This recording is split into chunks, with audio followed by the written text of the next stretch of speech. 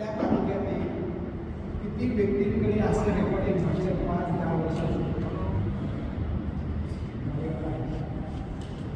हां बोल ना. हॅलो. ठीक आहे, म्हणजे कमीत कमी आपण रेकॉर्ड करतो. बऱ्याच वेळेला काय होतं, बरेच लोक आरोप करतात की असोसिएशनमध्ये आमची कामं होत नाही. त्याला तो पुरावा देता येतो की ह्या मीटिंगमध्ये तुझा विषय आला होता आणि त्याप्रमाणे त्या मीटिंगमध्ये तुझं काम झालेलं आहे. एक पहिला मुद्दा येतो. 2, बऱ्याच लोकांचा आरोप असतो पदाधिकारी काम करत नाही. त्या मीटिंगमध्ये कळलं किती लोक आलेले, मी पोस्टमध्ये टाकलं होतं त्या गावात किती लोक आहेत, किती सदस्य आहेत आणि इकडे किती येणार. काही लोकांना फक्त बोलायची सवय लागलेली, काम शून्य, ना पदाधिकाऱ्यांना मदत करते ना आपल्या सदस्याला मदत करते. यांचे तोंड बंद करण्यासाठी कृपया आपल्याला विनंती आहे, प्रत्येकाने हे रजिस्टर मेंटेन करा. आता 2 ठिकाणी मी संघटन सचिव होतो, त्यामुळे मला जे काय बोलत मी फक्त त्या विषयावरच बोलणार आहे. काही ठिकाणी सदस्य कमजोर आहेत, तिथेही संघटना कमजोर आहे. काही ठिकाणी पदाधिकारी कमजोर आहेत, तिथेही संघटना कमजोर आहे. आणि जर दोघंही कमजोर असेल तर त्या ठिकाणी असोसिएशन पूर्ण झोपलेले आहे.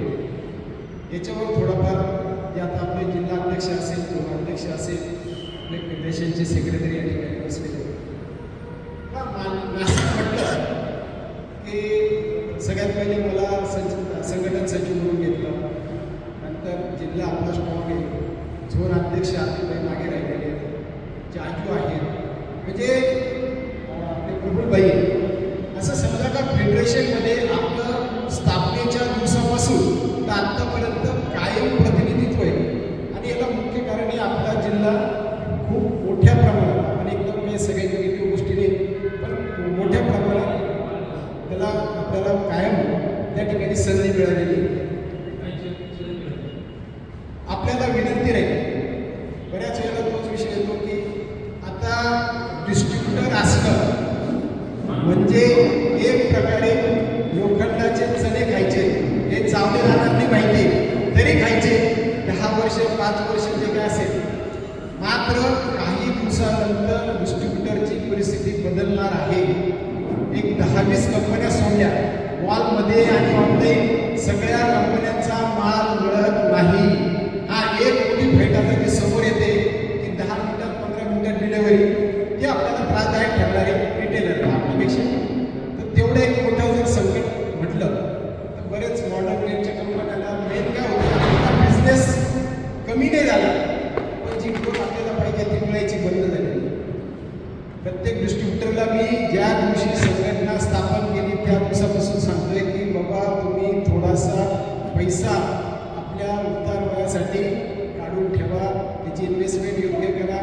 मी मागच्या 2 वर्षापासून व्यवसायाचं काम बंद केलेलं आहे, फक्त धर्माचं काम करते. आणि हे करण्यामागे एवढी ताकद का आली, 3 गोष्टी माझ्याजवळ आहे.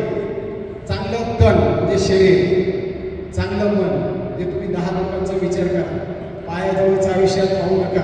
आता काल मी एक पोस्ट टाकली की बाबा मी गाडी माझी खाली आहे, ज्यांना यायचं त्यांनी या.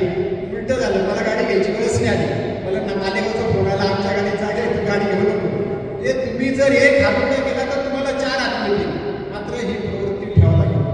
मी माझा असं जे असेल त्याला फार महत्त्व येणार नाही. आणि धन, तुम्हाला संघटनेत काम करताना 3 गोष्टी लागणार आहेत, तर मन धन. कारण इथं आले म्हणजे मालेगाव असेल, नाशिक असेल, कोटी, पुणे किंवा बाहेर आपण ज्यावेळेला मीटिंग जातो 1000-2000 रुपये आपल्याला खर्च होतो.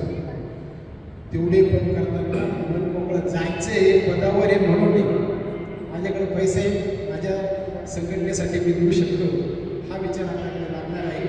तरच आपल्या संघटना पुढे जातील. सगळ्यांनी या बारीक बारीक गोष्टी